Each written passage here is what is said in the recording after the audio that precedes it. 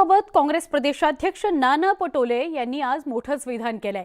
महाविकास आघाडी नैसर्गिक युती नव्हतीच, विपरीत परिस्थितीमध्ये एकत्र आलेलं सरकार होतं असं ते म्हणाले।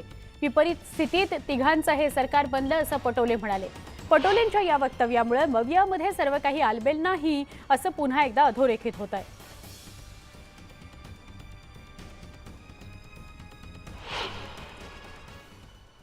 काही नॅचरल अलायन्स नाही आहे। हे अलायन्स आमचं एका विपरीत परिस्थितीत महाराष्ट्राच्या जनतेच्या हितासाठी आमच्या नेत्या सोनिया गांधींनी त्यावेळेस केलं। काय आम्ही सत्तेमध्ये नव्हतो, आम्ही विरोधी पक्षात बसायचं हा निर्णय जनतेने मॅन्डेट दिला होता। त्या जनतेच्या मॅन्डेट प्रमाणे आम्ही विरोधी पक्षात काम करायची आमची मानसिकता होती। मवियाचं सरकार आता नाहीये तेव्हा काँग्रेसकडून या उघड प्रतिक्रिया उमटताना दिसतायत। शरद पवारांकडून राष्ट्रवादी काँग्रेसकडनं थोडीशी नाराजी व्यक्त होताना दिसते आहे।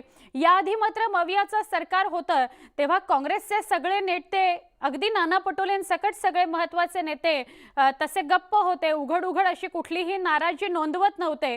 अंतर्गत धुसफूस मात्र आपल्याला मविया सरकारमध्ये सुद्धा बघायला मिळत होता। महाविकास आघाडीच्या वतीनंच आता विरोधी पक्षनेते अजित पवार यांनी बैठक घेतलेली होती आणि त्या बैठकीमध्ये अशोकराव चव्हाण साहेब स्वतः उपस्थित होते आणि काँग्रेसच्या वतीनं त्यांनी त्यांची मतं देखील स्पष्टपणानं मांडलेली आहेत। त्यामुळं महाविकास आघाडी अस्तित्वात आहे। काँग्रेस, राष्ट्रवादी काँग्रेस आणि शिवसेना आणि आमचे मित्रपक्ष श्री कपिल पाटील असतील, शेका पक्ष असेल, समाजवादी पक्ष असेल, हे सर्व या बैठकीला उपस्थित राहिले किंवा राहणार होते। त्याचबरोबर नाना पटोले यांचं मत वेगळं आणि काँग्रेस पक्षाचं मत वेगळं असं या ठिकाणी पाहायला मिळतं। नाना पटोले काय बोलले हे मला माहीत नाही, मी पाहिलेलं नाही, पण आत्ताच थोड्या वेळाने अशोकराव चव्हाण साहेबही आपल्या समोर येतीलच मला वाटतं। पण सगळेच आम्ही एकत्रित बसून आज विरोधी पक्षाची भूमिका कशी असली पाहिजे याचा विचारविनिमय केला। सर, प्रश्न असा आहे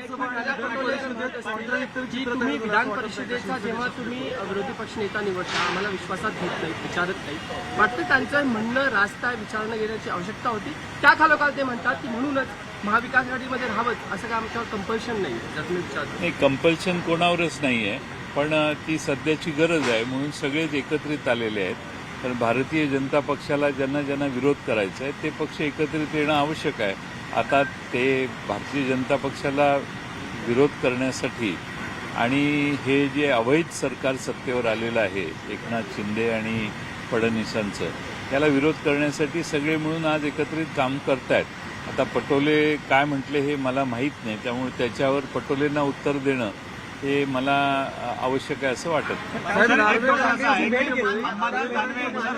अंबादास दानवे यांची जी नियुक्ती झाली आहे कॉन्ट्राडिक्टरी चित्र तयार झालं असं वाटत नाही का? कसं काय? कारण एकीकडे ठाकरेंचं असं आहे की शिवसेना अधिकृत पक्ष आहे, त्या पक्षाचा प्रतिनिधी कामकाज सल्लागार समितीवर असणं स्वाभाविक होतं।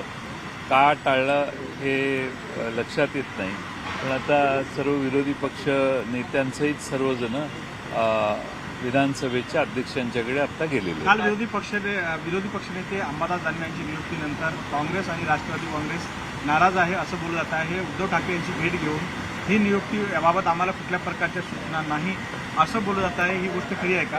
दुसरं याच प्रश्नामध्ये एक आहे की आताच शिवसेनेच्या नेत्यांनी म्हटलं आहे की आम्हाला राष्ट्रवादीने विचारलं नाही म्हणून आम्ही त्यांना विचारलं नाही असं बोलतात। नाही, असं आहे की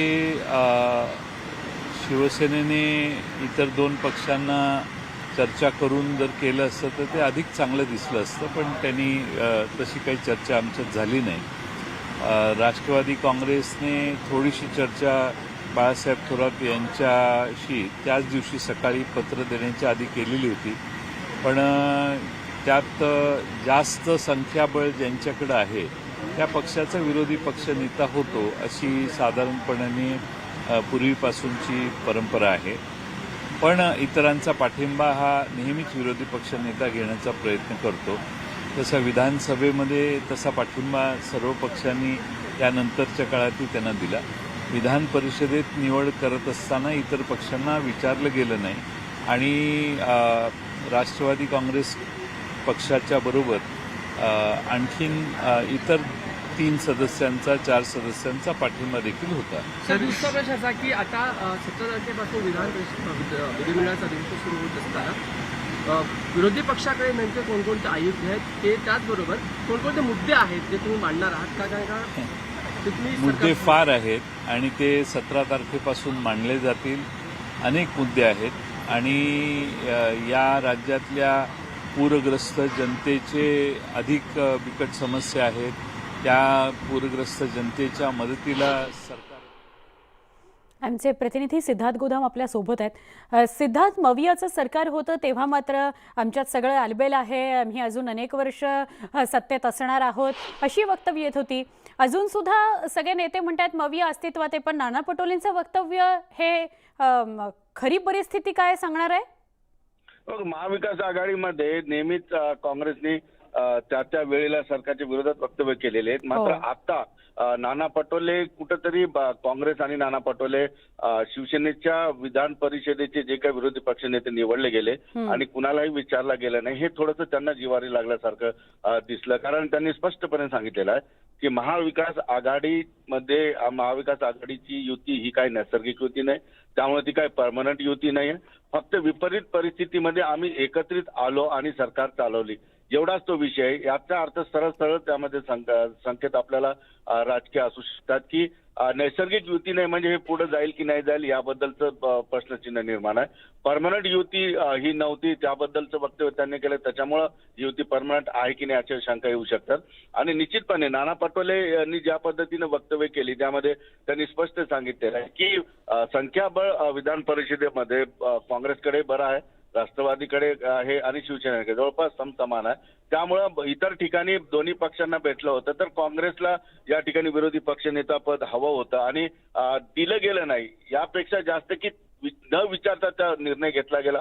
राष्ट्रवादी असेल किंवा काँग्रेसला न विचारता हा उद्धव ठाकरे यांनी निर्णय घेतला, हे कुठेतरी त्यांच्या थोडंसं राजकीय जिवारी लागलेलं आहे. आणि दुसरी महत्वाची गोष्ट की आज जी विरोधी पक्षाची बैठक होती त्या बैठकीला नाना पटोले नाही किंवा मोठे नेते नाही. आता जयंत पाटलांनी जसं सांगितलं अशोक चव्हाण त्या ठिकाणी आले होते.